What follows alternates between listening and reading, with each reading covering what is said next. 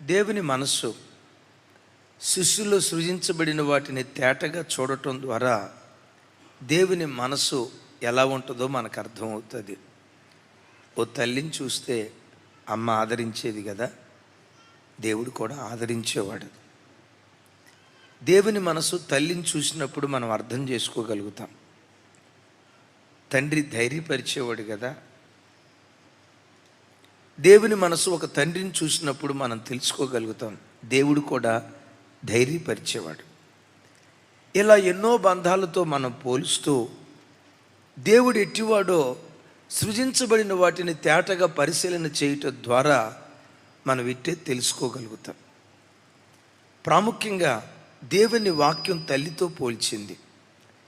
తల్లి చాలాసార్లు ఏం చేస్తుందంటే, ఇంటికి ఎంతమంది బంధువులు వచ్చినా ఎంతమంది చుట్టాలు వచ్చినా వాళ్ళకి పెట్టే విధానం వేరు, తన పిల్లలకు పెట్టే విధానం వేరు.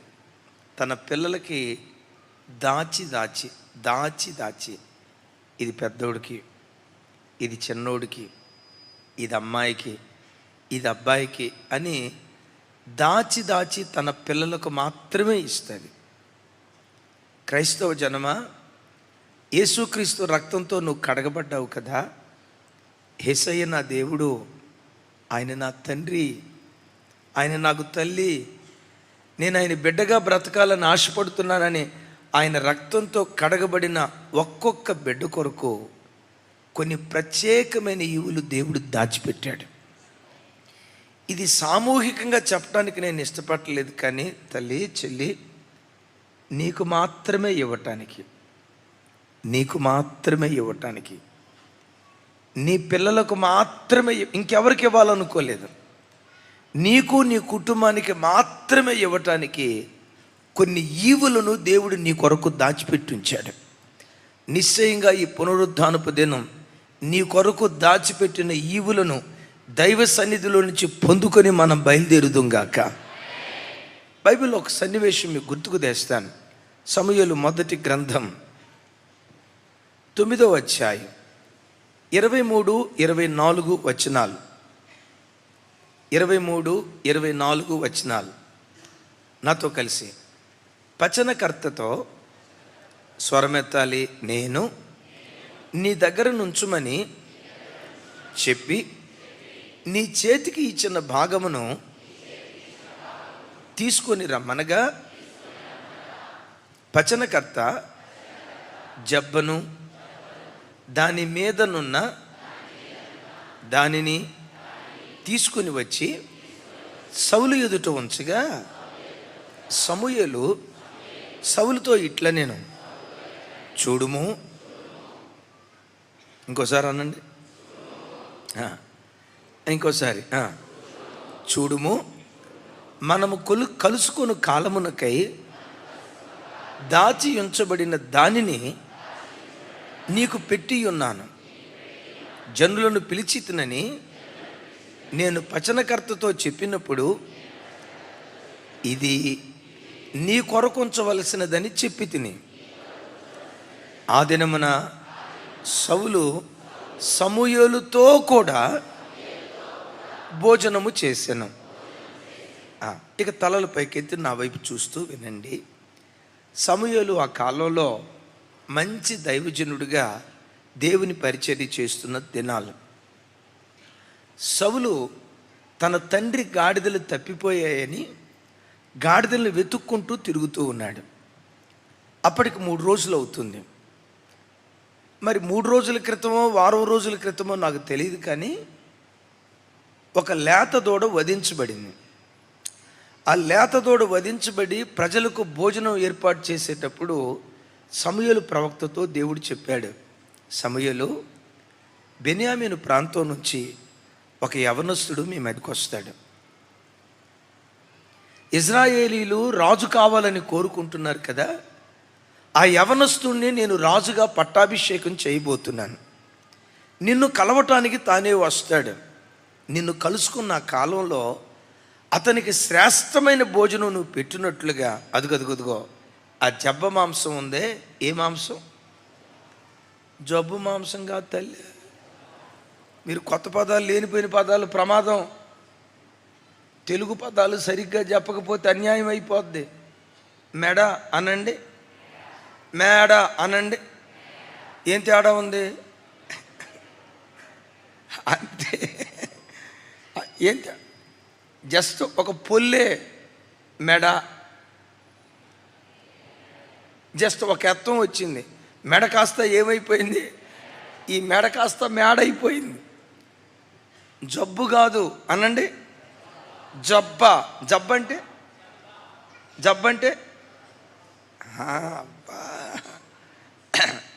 జబ్బ మాంసం అంటే తొడ మాంసం. ఇప్పుడు మనకు భుజాలు ఉంటాయి, లేత తొడకు భుజాలు ఉంటాయా?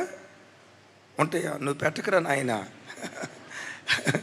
తోడకు భుజాలు ఉంటాయా? వాటికి ఉండేదంతా తొడలే. ఇదిగో బెన్యామీను ప్రాంతం నుంచి ఒక యవనస్తుడు వస్తాడు. ఆ యవనస్తుడికి మాత్రమే ఈ ఈ ఈ ఈ ఈ జబ్బ మాంసం పెట్టాలని, ఆ జబ్బ మీద కొవ్వు ఇదంతా దాచిపెట్టమని చెప్పాడు. విచిత్రం ఏంటో తెలుసా? దేవుడు ఏది చెప్తాడో అది చేస్తాడు. ఇంకా ఈ దేవుడు ఎవరో తెలుసా? ఆయన గూర్చి చెప్పటానికి నా హృదయం ఉప్పొంగుతుంది. ఆయన చెప్పిన దానికంటే ఎక్కువ చేస్తాడు. లోకంలో మనుషులు ఉంటారు, రకరకాల మాటలు చెప్తారు. నిన్ను పొలంలో పెళ్ళికి ముందు చెప్పే మాటలు, మా వాళ్ళు చెప్పే మాటలు పొలంలో పెట్టి చూసుకుంటా. పెళ్ళైన కొత్తలో మా వాడు సెల్ ఫోన్లో ఏమని ఫీడ్ చేసుకున్నాడో తెలుసా? మై హెవెన్ అని ఫీడ్ చేసుకున్నాడట. భార్య పేరు మై హెవెన్ అని ఫీడ్ చేసుకొని సంవత్సరం తర్వాత మై హెల్ అని రాసుకున్నాడంట. మారిపోద్ది. మనుషుల మాటలు చాలా తీయగా ఉంటాయి. నేను చాలాసార్లు ఈ మాట చెప్తాను.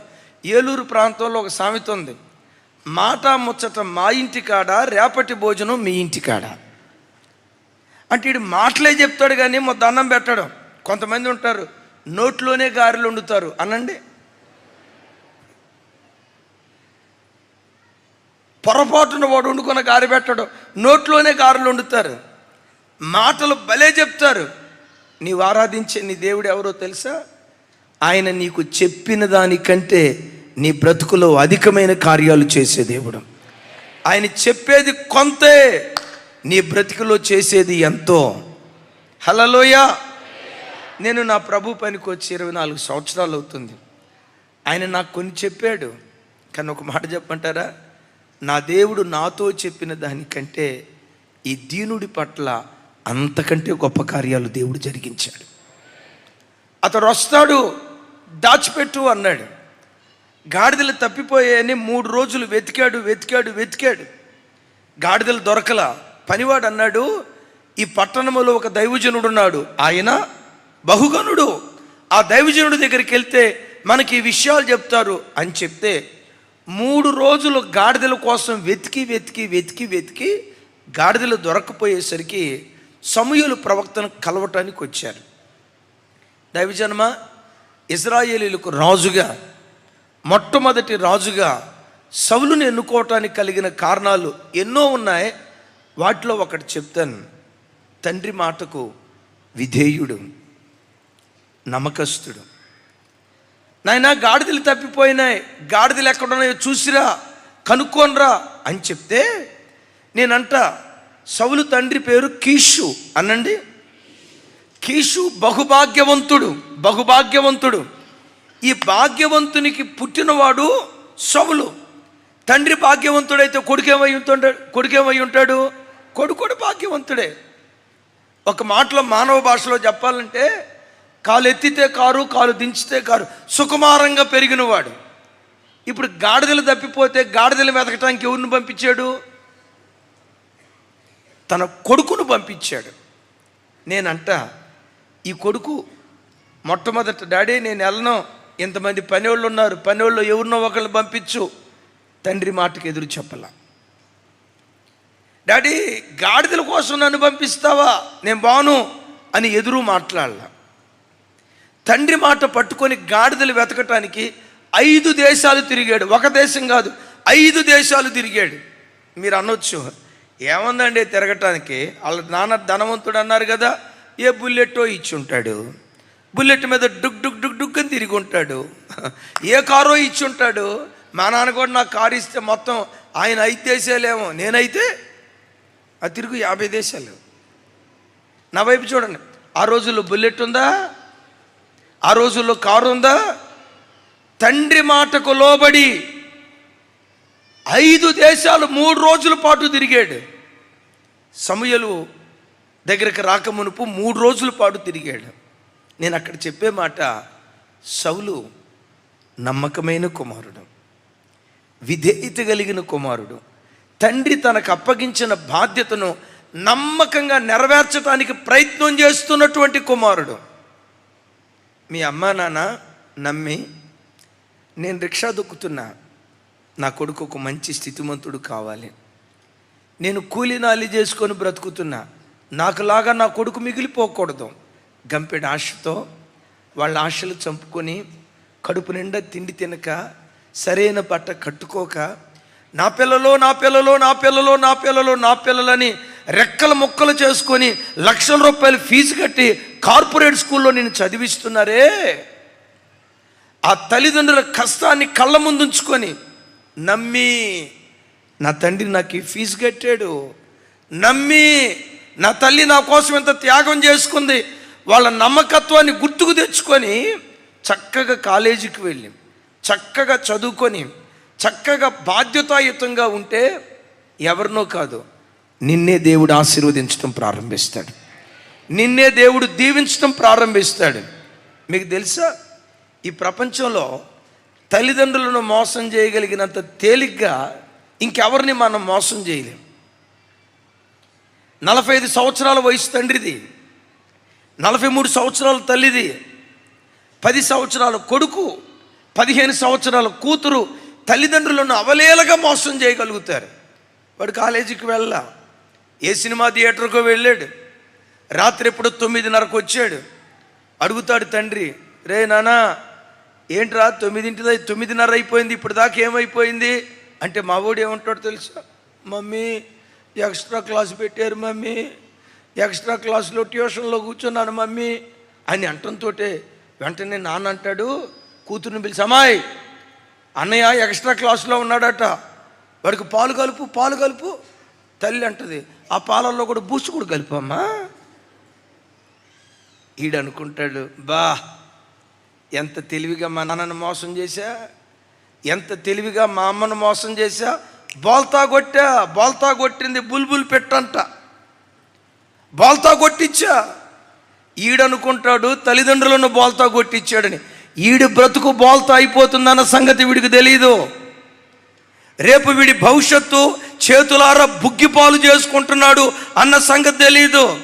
తండ్రిని మోసం చేశా, ఆహా పసిగట్టలా, తల్లిని మోసం చేశా, ఓహో నన్ను పసిగట్టలా, అబ్బా నేను భలే చమత్కారిని అని వాడు అనుకుంటాడు. కానీ తెలియని విషయం ఏంటో తెలుసా, వాడు తన్ను తాను మోసపుచ్చుకుంటున్నాడు. ఈరోజు వాక్యం వింటున్న అయ్యలారా, నా దేవుడు నిన్ను దీవించాలన్నా, ఈ దేన సేవకుని దీవించాలన్నా, ఇక్కడ కూర్చున్న సేవకులను దీవించాలన్నా, ఇక్కడ కూర్చున్న దైవ సేవకురాలను దీవించాలన్నా, నా దేవుడు ఎవరిని దీవిస్తాడో తెలుసా, నమ్మకమైన వారిని దీవిస్తాడు. అందుకని వాక్యం అంటుంది, నమ్మకమైన వారికి దీవెనలు. నమ్మకమైన వాడంటే ఏంటి? నమ్మిన వాని నమ్మకత్వాన్ని నిలవబెట్టేవాడే నమ్మకస్తుడు.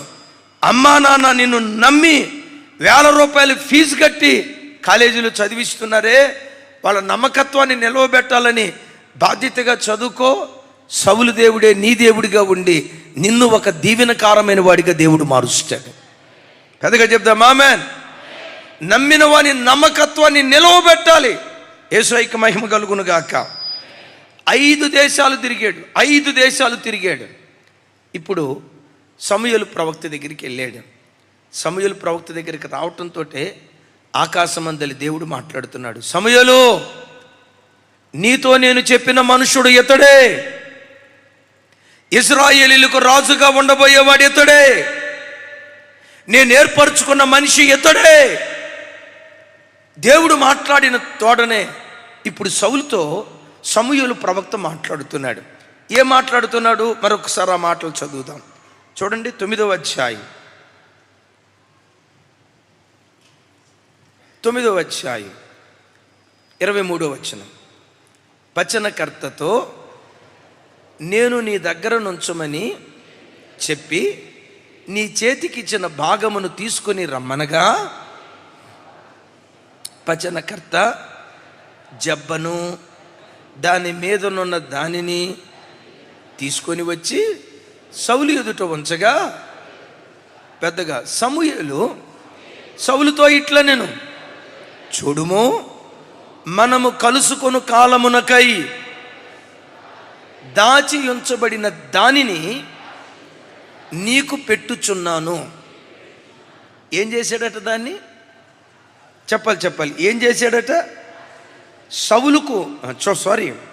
సౌలుకు మాత్రమే పెట్టడానికి సమూయేలు ప్రవక్త కొన్ని దినాల నుంచి దాచిపెట్టాడు.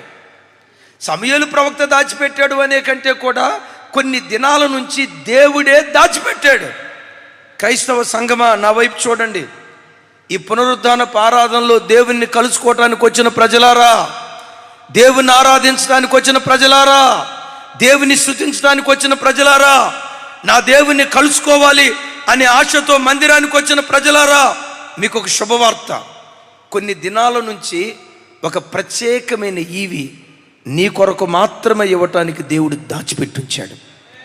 ఆ ఈవేంటో నాకు తెలియదు. మంచి ఆరోగ్యమేమో నాకు తెలియదు, నీ పిల్లలకు చక్కటి ఉద్యోగమేమో నాకు తెలియదు, నువ్వు చేస్తున్న పని స్థలంలో చక్కటి ప్రమోషన్ ఏమో నేను ఎరుగను.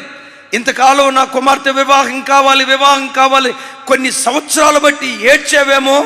ఇన్ని సంవత్సరాలు బట్టి ఏడ్చిన ఆ వివాహ శుభకార్యం ఈ దినాల్లో దేవుడు జరిగించబోతున్నాడేమో. కష్టపడి చదువుకున్నానయ్యా, సరైన ఉద్యోగం రాలా. కష్టపడి చదువుకున్నానయ్యా, చూస్తే మాస్టర్ డిగ్రీ చేశా, చదివిన చదువుకు తగిన ఉద్యోగం రాలేదు, చిన్న ఉద్యోగం చేస్తున్నా అని కొన్ని సంవత్సరాల నుంచి చక్కటి ఉద్యోగం కొరకు ఎదురు చూసి నిరాశతో ఈ ఆరాధనకు వచ్చావేమో. శుభవార్త, అలాంటి శ్రేష్టమైన చక్కటి ఉద్యోగం నీకు నీ పిల్లలకు ఇవ్వాలని కొన్ని దినాల బట్టి దేవుడు నీ కొరకు దాచిపెట్టించాడు. కొన్ని దినాల బట్టి దేవుడు నీ కొరకు దాచిపెట్టించాడు. అయ్యా, వివాహమై చాలా సంవత్సరాలు అవుతుందయ్యా, నా గర్భం మోయబడింది. అవమానం ఎవరితో చెప్పుకోవాలో అర్థం కావట్లా. కొన్ని అవమానాల మధ్యలో నేను చిక్కుపడ్డానయ్యా, ఆర్థిక సమస్యల్లో చిక్కుపడ్డానయ్యా, ప్రజల మధ్యలో తలెత్తుకోలేక అవమాన భారంతో కన్నీళ్లు విడుస్తున్నానయ్యా. అలాంటి స్థితిలో ఈరోజు ఈ ఆరాధనకి ఎవరైనా వచ్చారా? ఒక శుభవార్త. కొన్ని సంవత్సరాల నుంచి నువ్వు అనుభవిస్తున్న సమస్యకు పరిష్కారం నా దేవుడు కొన్ని దినాల నుంచి దేవుడు దాచిపెట్టించాడు. దేవుడు దాచిపెట్టిన ఈవిని యేసునామములో ఈ దినమే దేవుడు నీకు అనుగ్రహించునుగాక. మరలా చెప్తున్నాను, అందరినీ ప్రేమించిన ప్రేమతో యేసయ్య నిన్ను ప్రేమించలా. ఈ మాటలోతో అర్థం చేసుకో. యేసయ్యకు నువ్వంటే చాలా ఇష్టం. నిన్ను ఒక ప్రత్యేకమైన ప్రేమతో ప్రేమించాడు. నిన్నెవరూ ప్రేమించనంతగా ఈ దేవుడు నిన్ను ప్రేమించాడు. అమ్మ కూడా నిన్ను అంత ప్రేమించలేదేమో, నాన్న కూడా అంత నిన్ను ప్రేమించలేదేమో, నాని పిలుచుకునే ఏ తోబుట్టువు కూడా నిన్నంతగా ప్రేమించలేదేమో. ఈ దేవుడు ప్రపంచంలో నిన్నెవ్వరూ ప్రేమించలేనంతగా నా దేవుడు నిన్ను ప్రేమించాడు. నా దేవుడు అంటాడు, నువ్వంటే ఒక ప్రత్యేకమైన ఇష్టం నాకు, ఓ ప్రత్యేకమైన ఇష్టం. నువ్వు దేవుని దృష్టిలో చాలా ప్రత్యేకమైన వాడివి. ఒకవేళ లోకం చూసి వీడు బ్రతికెంత, దీని బ్రతికెంత, ఇది పేద్దే, రెక్కాడిన డొక్కాడని దీన స్థితి, ఇదే భర్తను కోల్పోయింది వెధవరాలు, ఇదే సంతానం లే, ఇదిగో ఇలాంటి పనికి మాలింది, ఎప్పుడు అప్పులతోనే తిరుగుతాడు, ఎప్పుడు పేదరికపు బ్రతుకు. లోకం నిన్ను చిన్నచూపు చూస్తుందా? ఒక శుభవార్త, లోకం నిన్ను చిన్నచూపు చూస్తుందన్న సంగతి నీ దేవుడు ఎరిగి ఎవ్వరూ నిన్ను ప్రేమించినంతగా ఓ ప్రత్యేకమైన ప్రేమతో దేవుడు నిన్ను ప్రేమిస్తూ ఉన్నాడు. 30 సంవత్సరాలు అవుతుంది నేను బాప్తిస్మం తీసుకొని. 1996 సంవత్సరం మార్చి నెల ఇదే తారీఖులో నేను బాప్తిస్మం తీసుకున్నా. యేసయ్య బిడ్డగా మార్చబడి దేవుని కృప 30 సంవత్సరాలు అయిపోయింది. ఒక మాట చెప్పమంటారా? నా యేసయ్య నన్ను ప్రేమించినంతగా మా నాన్న కూడా నన్ను అంత ప్రేమించలే, మా అమ్మ కూడా నన్ను అంత ప్రేమించలేదు. ప్రపంచంలో ఎవ్వరూ ప్రేమించినంత ఓ ప్రత్యేకమైన ప్రేమతో నా దేవుడు నన్ను ప్రేమించాడు. అన్నా మిమ్మల్ని ప్రేమించాడేమోనన్నా, మరి నా పరిస్థితి అని అంటారా? నన్ను ప్రేమించిన దానికంటే నిన్ను ప్రత్యేకమైన ప్రేమతో దేవుడు ప్రేమించాడు. నీకు మాత్రమే ఇవ్వాలని, అది ఎవరికి కాదు, నీకు మాత్రమే ఇవ్వాలని, నీ భర్తకు మాత్రమే ఇవ్వాలని, నీ పిల్లలకు మాత్రమే ఇవ్వాలని, నీ కుటుంబ సభ్యులకు మాత్రమే ఇవ్వాలని నీ కొరకే దేవుడు కొన్ని ఈవులు దాచిపెట్టి ఉంచాడు. కొంచెం గట్టిగా చెప్దాం ఆమేన్. ఇంతకీ నా వైపు చూడండి, ఇంతకీ సౌలు కొరకు దేవుడు ఏం దాచిపెట్టి ఉంచాడు? చదువుకున్నాం కదా సార్. జబ్బా అంటే తొడమాంసం. మా చిన్నతనంలో ఎప్పుడైనా మాంసం తీసుకురావటానికి దుకాణం దగ్గరికి పంపించేటప్పుడు నాన్న చెప్పేవాడు, నాన్న కంపల్సరిగా చెప్పేవాడు, రేయ్ ఆ మటన్ దుకాణం ఆయన దగ్గరికి వెళ్ళి తొడమాంసం ఇవ్వమనరా అనేవాడు. మనకు ఆ రోజుల్లో తొడ మాంసానికి పొట్ట మాంసానికి పెద్ద తేడా తెలిసేది కాదు. మాంసం అనేది ఒకటి తెలుసు, తేడా తెలియదు. తింటం మాత్రం బాగానే తెలుసు, తేడా తెలిసేది కాదు. మనోడు మాట్లాడతానే అదేదో తొడ, ఇదిగో చూడరా మీ నాన్నకు చెప్పు, తొడదే కోసానని చెప్పు అని ఒక కండ కోసేవాడు. తతిమాదంతా ఈ ఎముకలను అనుకుని ఉన్న మాంసం ఉంటుంది చూసారా, సగం బొజుగురు సగం కండ అది వేసేవాడు. నేనేమో తొడ మాంసం తీసుకొచ్చిన హీరోలాగా ఇంటికి తీసుకొచ్చేవాడు. హాయిని చూసి, ఒరే అమాయకపు చక్రవర్తి, నువ్వు ఎట్లా బతుకుతావురా, ఇది తొడ మాంసం కాదురా ప్రక్క మాంసం అనేవాడు. నేను ఒకరోజు ఓపిక పట్టలేక ఒక మాట అన్నా, నాన్న ఏదైతే మాంసమే కదా నాన్న అన్న. ఒరి పిచ్చోడా, తొడ మాంసానికి చెప్పండి ఏముంటుంది?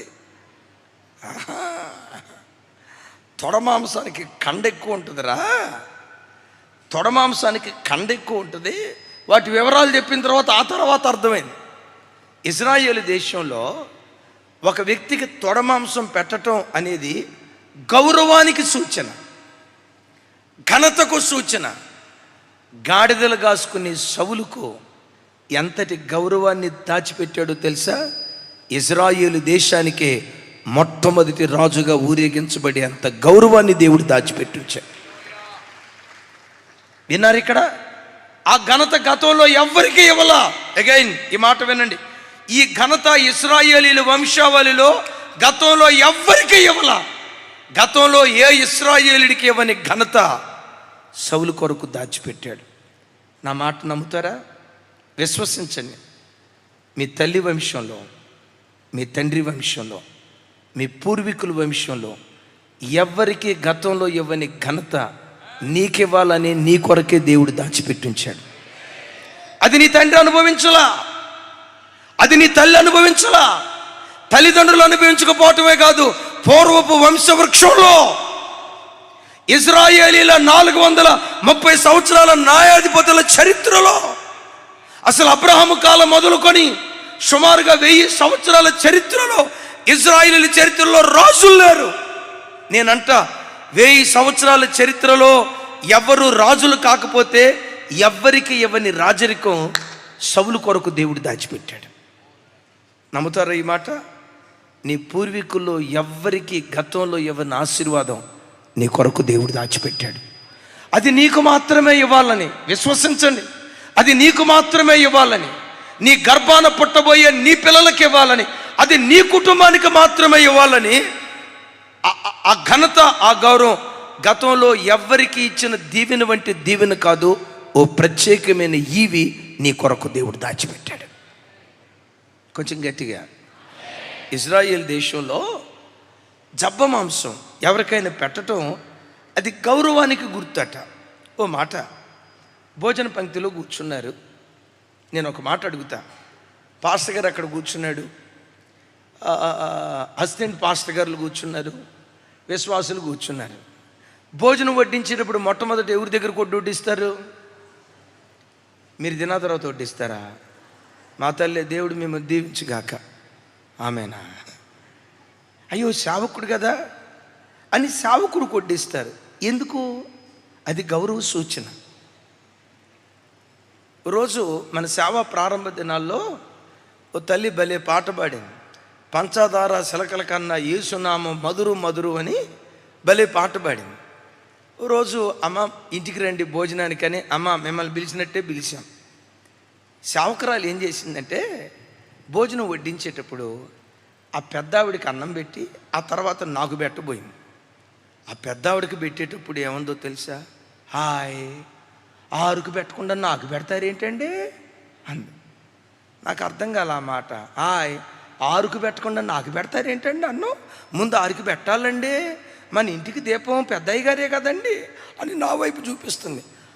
ఆమె 70, నేను 27. ఆమె 70, నేను 27. నన్ను చూపించి అంటది, హాయ్, ఆరుకు పెట్టకుండా నాకు పెడతారేంటండి, ఆరు దీపం వంటి వాళ్ళండి, హాయ్ ఆరుకు పెట్టండి అని అంది. ఆరుకు పెట్టండి అందా, ఆరుకు పెట్టండి అందా నాకు అర్థం కాల. సరే వినండి, నేను అన్నా, అమ్మ ఎవరికి పెడితే ఏమైంది? అప్పుడు ఆ తల్లి ఏముందో తెలుసా? అయ్యా, ఇంటి యజమానుడికి ముందు పెట్టడం అది గౌరవ సూచన, గౌరవ సూచన. ఒకళ్ళు కూడా ఆమె చెప్పలే. నిజమే, ఒకప్పుడు ఉండే పద్ధతులు ఇప్పుడు లేవులేరా తల్లి. భర్త తిన్న తర్వాతే ఆ తర్వాత తినేవాళ్ళు అక్కోళ్ళు.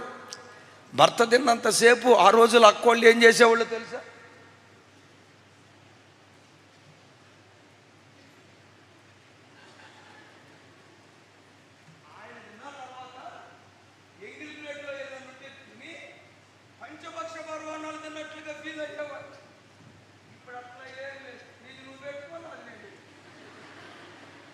అద్భుతమైన కృప ఈ కాలానికి. ఇంకా అవసరమైతే నా ప్లేట్ నువ్వు కూడా గడుగు. అంత గొప్ప కృప ఉందమ్మా మీకు. ఆ దేవుడు మేము దీవించుగాక. ఆమేనా. ఓ తల్లే, రేపు వండి పెట్టమంటావు కూడా. సరే, వండుకుంటే తప్పే ఉంది, భార్య భర్తలు అన్న తర్వాత ఏక శరీరం. సరే, యేసయ్యకి మహిమ కలుగును గాక. విన్నారు ఈ మాట? ఈ తొడభాగం ఇవ్వటం దేనికి గుర్తు అంటే గౌరవ సూచనకు గుర్తు. వినండి వినండి. అయితే పాత నిబంధనలో మీకు ఒక విషయం చెప్తాను. ఎప్పుడైనా తొడభాగం పాత నిబంధనలో ఎవరికి ఇచ్చారంటే యాజకుడికి ఇచ్చారు. జస్ట్ రెఫరెన్స్ గుర్తుకు తెస్తాను. లేవియాకాండం 7వ అధ్యాయం 32వ వచనం.